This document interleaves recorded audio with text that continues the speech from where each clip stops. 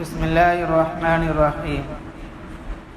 حضرت ابو موسیٰ رضی اللہ عنہ روایت کرتے ہیں کہ نبی کریم صلی اللہ علیہ وسلم نے ارشاد فرمایا، جو شخص اللہ تعالیٰ کا ذکر کرتا ہے اور جو ذکر نہیں کرتا، ان دونوں کی مثال زندہ اور مردے کی طرح ہے۔ ذکر کرنے والا زندہ اور ذکر نہ کرنے والا مردہ ہے، یعنی جو آدمی ذکر کرتا ہے وہ زندے کی طرح ہے، اور جو آدمی ذکر نہیں کرتا وہ اللہ کی نظر میں مردہ ہے، اللہ کی نظر میں مردہ ہے۔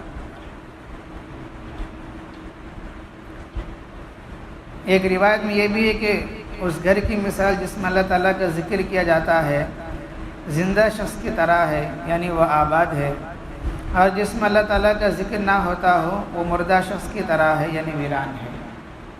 یعنی جس گھر میں اللہ کا ذکر ہوتی ہو یا نماز پڑھی جاتی ہو وہ گھر زندہ ہے، آباد ہے، اور جس گھر میں نماز نہیں ہوتی ہو، اللہ کا ذکر نہیں ہوتی ہو، وہ گھر ویران ہے، وہ گھر ویران ہے۔ اس کے مطلب بیان کرتے ہیں بعض علماء کرام، مطلب کہ اور ایک حدیث میں بھی آتا ہے کہ جس گھر میں قرآن کی تلاوت نہیں ہوتی ہو وہ گھر قبرستان کی طرح ہے۔ جس گھر میں قرآن کی تلاوت نہیں ہوتی وہ گھر قبرستان کی طرح ہے۔ اس کے ضمن میں فرماتے ہیں کہ اگر کون تو رشتہ دارہ دوستہ ہمارے گھر پہ آئے تو ہمارے گھر میں ان کے اکرام کے طور پر کچھ نہ کچھ پانی یا پھر جو ہے کھانا وغیرہ دینا ہے، اور اگر ہمیں کچھ نہیں دیں گے تو وہ گھر بھی اچھا گھر نہیں ہے۔ یعنی جیسے قبرستان گیا آدمی تو قبر والوں سے کچھ ملتا نہیں ہے، قبرستان گیا اور قبر والے کو سے کچھ نہیں دے سکتے ہیں، ویسا اگر ہمارے گھر پہ کون سا رشتہ دار آئے، دوست آئے، تو ہمیں چاہیے ان کا اکرام کرے، ان کو پانی دے، اگر کھانے کا وقت ہے تو کھانا دے، ان کا ضرور اکرام کرنا ہے۔ اگر ہمارے گھر پہ کون تو دوست آئے، رشتہ دار آئے، ہم ان کا اکرام نہیں کریں گے، ان کو نہ پانی دیا ہے نہ کھانا کھلایا ہے، تو ہمارا گھر بھی قبرستان کی طرح ہوگا، ہمارا گھر بھی قبرستان کی طرح ہوگا۔ مطلب یہ ہے کہ جب آدمی قبرستان جاتا ہے، جانے کے بعد خالی ہاتھ واپس لوٹتا ہے، خالی ہاتھ واپس آ جاتا ہے، لوٹتا ہے، ویسا ہمارے گھر پر بھی اگر کون تو آیا اور وہ خالی ہاتھ لوٹا تو ہمارا گھر بھی قبرستان کی طرح ہی شمار ہوگا۔ اس طرح سے کون تو دوست کون تو رشتہ دار آئے، ان کو بٹھائے، ان کے کرام کرے، ان کو پانی وغیرہ، اگر کھانا کھانے کا وقت ہے تو کھانا بھی کھلائے، تو اس طرح کرنے سے ہمارا گھر قبرستان بننے سے بچے گا۔ سمجھ رہے بھائی؟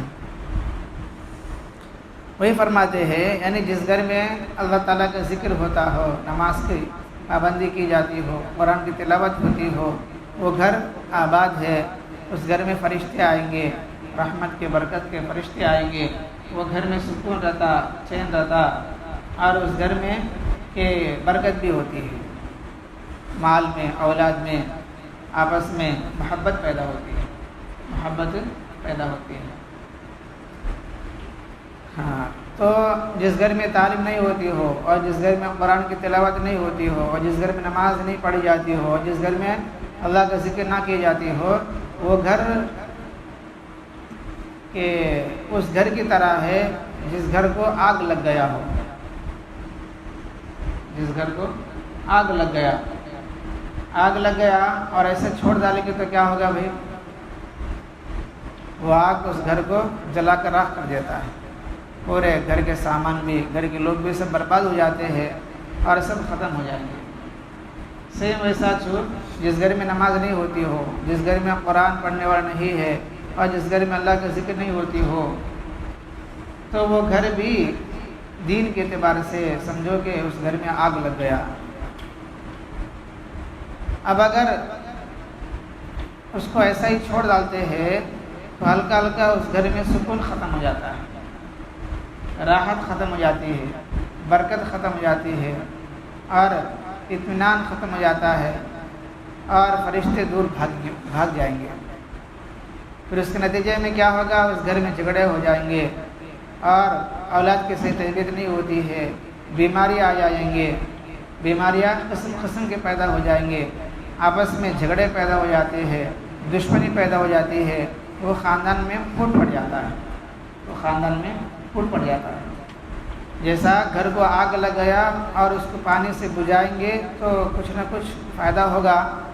اب اگر پانی ڈالنے سرک ایسے چھوڑ ڈالیں گے تو وہ گھر بالکل ختم ہو جاتا ہے، بھوسا ہو جاتا ہے، جل کر راکھ ہو جاتا ہے۔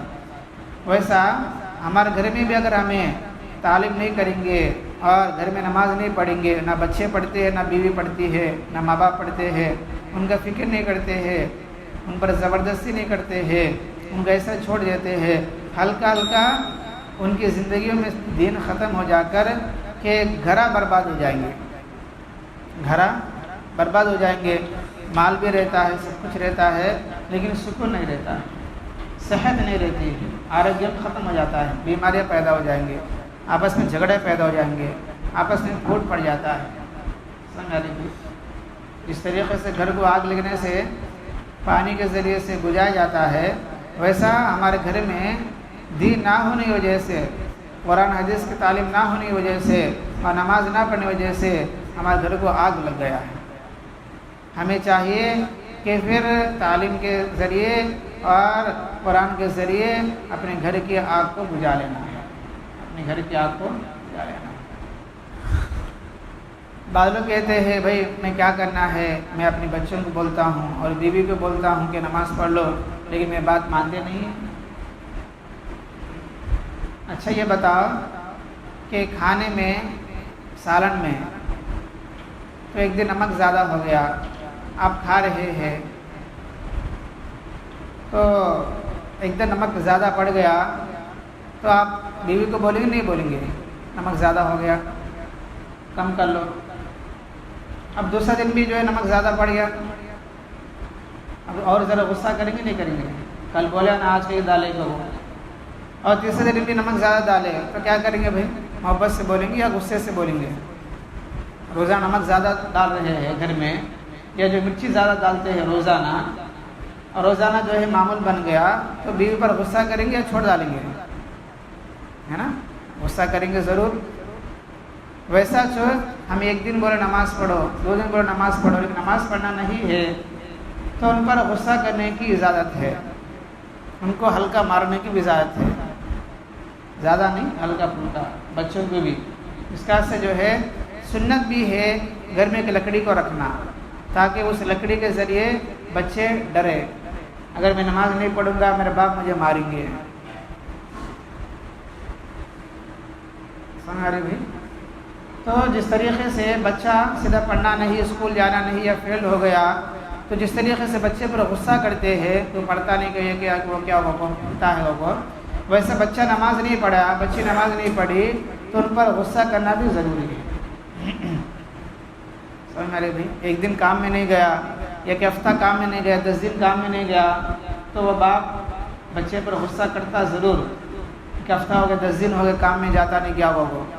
ویسا جو باپ کی ذمہ داری ہے بچے کو ڈانٹے تو کل بھی نماز پڑھا نہیں، آج بھی نماز پڑھا نہیں، نماز پڑھ پہلے بعد میں کام میں جا، کھانا چھوڑ ڈال لیکن نماز چھوڑے جانی۔ کہو ہمیں جو اپنے بچوں کی، اپنے بیوی ماں باپ کو فکر کرنا ہے، سمجھ آ رہے ہیں؟ ہمارے گھر کی فکر ہمیں کرنا ہے، جیسا ہمارے گھر میں کیا تو ضرورت ہے دال چاول کی ہمیں چلا لیتے ہیں، کوئی دوسرا نہیں لاتا ہے، ویسا ہمارے گھر کی بے دینی کو ختم کرنا یہ ہماری ذمہ داری ہے۔ ہمیں نماز پڑھے ورنہ چھوڑ ڈالے، انہوں کیا پوچھے وہ لاتے رہے، اس سے کیا ہوتا ہے؟ سب قیامت کے دن اللہ کے یہاں پوچھ ہوتی ہے، اللہ پوچھیں گے کہ تو نماز پڑھتا تھا، تیرے گھر والوں کی فکر نہیں کیا؟ سمجھ رہے؟ جس طریقے سے ہمیں گھر کو سامان لے جاتے ہیں، ترکار لے جاتے ہیں، پھل پھلا لے جاتے ہیں، اور بیمار ہونے پر ان کو ہاسپٹل لے جاتے ہیں، دکھاتے ہیں، ویسا ہماری ذمہ داری ہے دین کے اعتبار سے بھی ان کی فکر کرنا ہے۔ نماز پڑھے نہیں پڑھے، ذکر کرے نہیں کرے، قرآن سیکھے نہیں سیکھے، اور گھر میں تعلیم ہوا نہیں ہوا، یہ 2-4 باتیں ہیں، اس کو شروع سے جو ان کو عادت کرائیں گے پھر وہ عادت بن جاتا ہے۔ اب ان کی حالت کیا ہے؟ یا تو گھر میں ٹی وی ہے یا تو گھر میں فون ہے۔ عورتیں ٹی وی کو لگ جائیں گے، سنیما لگا کو، ناٹک لگا کو اس میں لگ جاتے ہیں، یا جو ہے گھر میں بڑے لوگ ہیں تو نیوز کو ابھی کیا اس میں لگ جاتے ہیں۔ بچے ہیں، فون ہے اور دیکھنے میں شروع ہو جاتے ہیں۔ آپ کو چھٹیاں بھی ہے، تو اس طریقے سے میں نے فکر نہیں کریں گے تو عورتیں ٹی وی کو لگ جائیں گے، اپنے اولاد کیا ہے فون میں لگ جائیں گے۔ اب ان کو جو ہے چھڑانا کر لیتے بھی چھڑا سکتے نہیں ہیں، اب ان کو عادت ہو گیا، وہ ایک دم چھوٹتے نہیں ہیں۔ اس کا ہمیں کیا کرنا ہے کہ ان برے عادتوں کو چھڑانے کے لیے ہمیں اچھے عادتوں کو شروع کرانا ہے۔ اچھا عادت کیا ہے کہ جو ہے ہمیں گھر میں سنتیں پڑھنا ہے۔ سنتیں کہاں پڑھنا جی؟ مسجد میں نہیں پڑھنا سنتیں، بلکہ کہاں پڑھنا ہے؟ گھر میں پڑھنا ہے۔ اگر میرے گھر والے نماز کی پابند ہو جائے تو میرے اوپر ذمہ داری یہ ہے کہ میں سنتیں گھر میں پڑھ لوں۔ اس سے کیا فائدہ ہوتا ہے؟ جب گھر کا بڑا آدمی یا گھر کا بچہ جو ہے گھر میں سنتیں پڑھتا ہے، وہ سنت کا اثر پورے گھر پر پڑے گا۔ وہ گھر والے ماں باپ یا بچے یا بیوی وغیرہ ذرا آج میں تو صبح اٹھ کر نماز پڑھنے والے بنتے ہیں۔ اور دوسری بات ایک کتاب میں آتا ہے، اگر روزی میں برکت کو چاہتے ہیں، رزق میں برکت کو چاہتے ہیں، کمانے میں ذرا بڑھنا کر لیتے ہیں، ان کو چاہیے فجر کی 2 رکعت سنت گھر پہ پڑھے۔ یعنی فجر کی 2 رکعت سنت گھر پہ پڑھنے سے رزق میں، مال میں اور کمائی میں برکت ہوتی ہے، کمائی میں برکت ہوتی ہے۔ اور دوسری بات یہ ہے، دوسرا فائدہ یہ ہوتا ہے، گھر پہ سنت پڑھنے کی برکت سے گھر کے جھگڑے ختم ہو جائیں گے۔ جور و مرد میں، ماں باپ میں، بھائی بہن میں وغیرہ میں جھگڑے جو ہوتے ہیں، گھر پہ سنت پڑھنے کی برکت سے اللہ پاک سنتیں ہو یا نفلیں ہو پڑھنے سے اللہ پاک جھگڑوں کو ختم فرمائیں گے، جھگڑوں کو ختم فرمائیں گے۔ تو بہت سارے فائدے ہیں۔ اب ظہر کی 4 رکعت سنت ہے، اور اب گھر پہ ہے تو ظہر میں جو سنت گھر پہ پڑھے، عصر میں اب گھر پہ ہے وضو بنائے اور جو ہے سنت پڑھے۔ اب مغرب سے پہلے تو نہیں ہے، اب عشاء کی سنت ہے، پہلے کے 4 رکعت پڑھ کے آئے۔ اب جو ہے بعد کی سنتیں ہیں، اگر یہاں کوئی عمل چل رہا ہے تو عمل میں بیٹھنے کے لیے سنت پڑھ لیے، بیٹھے، وہ الگ بات ہے۔ اور کچھ عمل نہیں چل رہا مسجد پہ، پھر وہ سنت نفلہ بھی گھر کے پاس پڑھ لیں۔ اور کچھ اعمال مسجد میں ہو رہے ہیں تو فرض نماز کے بعد سنتیں مسجد میں ہی پڑھ لے۔ اگر کچھ عمل نہیں ہے، گھر جانا ہے، تو وہ سنت نفلیں کیا پڑھنا ہے؟ گھر میں پڑھنا ہے، گھر میں ہی پڑھنا ہے۔ اس طریقے سے ذرا 1 مہینہ 2 مہینے پورے سنتیں گھر میں پڑھیں گے تو انشاءاللہ گھر والے بدل جائیں گے، گھر کے اولاد، گھر کے بچے بدل جائیں گے، گھر میں ایک ماحول پیدا ہوتا ہے۔ پھر ہلکا ہلکا یہ جو تعلیمی باتیں آتے ہیں، یہ باتیں گھر میں سناتے رہنا ہے۔ اگر کتاب پڑھنا تھا تو کتاب پڑھنا ہے، فضل اعمال ہے، فضل اعمال صدقات ہے، منطق حدیث ہے، باری باری پڑھتے رہنا، جب 6 صفات بولتے رہنا، جب قرآن کے حلقے لگانا وغیرہ وغیرہ، ہلکا ہلکا ان کو جو ذرا سمجھ میں آتا ہے۔ پھر بعد میں وہ ٹی وی کو چھوڑ آتے ہیں، بچے فون کو چھوڑ ڈالیں گے، ہلکا ہلکا نماز کی عادت ہو جاتی ہے۔ آج ہمارے بچے ہو یا ہمارے بیوی ہو، بگڑنے کی سب سے بڑا ریزن یہ ہے ہمیں خود بگڑ گئے، ہمیں خود بگڑ گئے۔ تو ہمارے بگڑنے کی نحوست سے گھر میں ہمارے بیوی بچے بگڑ گئے۔ اس کا سے پہلے میں سدھرنا ہے، پہلے کون سدھرنا ہے؟ میں سدھرنا ہے۔ اگر میں مکمل دین پر آ جاؤں گا، مکمل شریعت پر آ جاؤں گا، مکمل اللہ رسول کی اطاعت پہ آ جاؤں گا، تو انشاءاللہ ثم انشاءاللہ میرے گھر کے مسئولات بھی، میرے گھر کے بڑے چھوٹے بھی، سب بھی انشاءاللہ کے دین پر آ جائیں گے اور وہ بھی اللہ رسول کے حکم کے تابعدار ہو جائیں گے۔ ایک بزرگ تھے، گھر سے باہر جانا تھا، باندی کو بلائے، باندی جواب نہیں دی، پھر اپنے بیوی کو بلائے، اگے ذرا بیوی بھی جواب نہیں دی، پھر وہ گھر کے باہر آئے، ان کی ایک سواری تھی اونٹنی، وہ بیٹھ گئی تھی، اس کو اٹھانے کی کوشش کر رہے تھے لیکن وہ اٹھ نہیں رہی تھی۔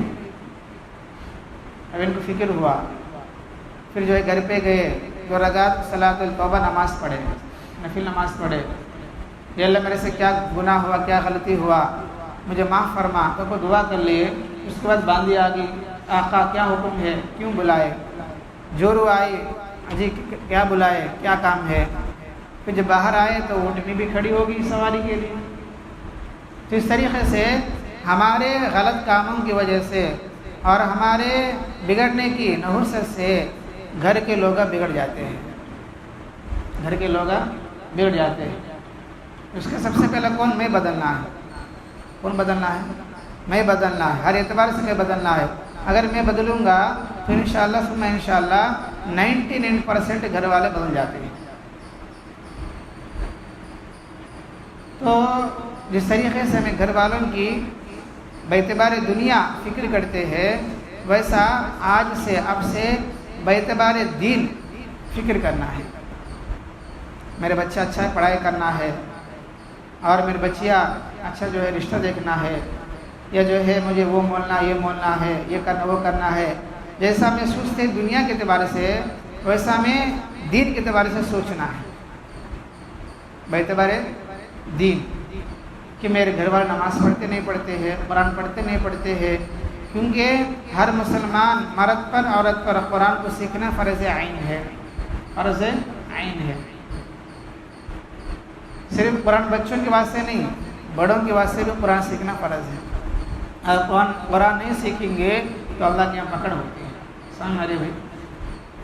خلاصہ کلام یہ ہے، ہمیں بدلنا ہے، ہمیں پہلے ہر اعتبار سے آگے بڑھنا ہے، ہمیں دین کو سیکھنا ہے، قرآن کو سیکھنا ہے، دوسروں کو دعوت دینا ہے، گناہوں سے بچنا ہے، اور اعمال کرنا ہے، اور دوسرا ہمارے گھر والوں کی فکر کرنا ہے، اور اس طریقے سے آگے بڑھتے ہوئے قرآن کی فکر کرنا ہے۔ سب کریں گے انشاءاللہ بھائی۔ اللہ تعالیٰ سے دعا ہے اللہ پاک ہم سب کو عمل کی توفیق عطا فرمائے۔ الحمد للہ رب العالمین، اللہم انت السلام ومنک السلام، تبارک یا ذا الجلال والاکرام، رب اعنی علی ذکرک وشکرک وحسن عبادتک، لا الہ الا اللہ وحدہ لا شریک لہ، لہ الملک ولہ الحمد وہو علی کل شیء قدیر۔ اللهم لا مانع لما أعطيت ولا معطي لما منعت ولا ينفع ذا الجد منك الجد، أصبحنا وأصبح الملك لله رب العالمين۔ اللهم إنا نسألك الخير من هذا اليوم وفتحه ونصره ونوره وبركته وهداه، ونعوذ بك من شر ما فيه وشر ما بعده۔ سبحان ربك رب العزة عما يصفون، وسلام على المرسلين، والحمد لله رب العالمين۔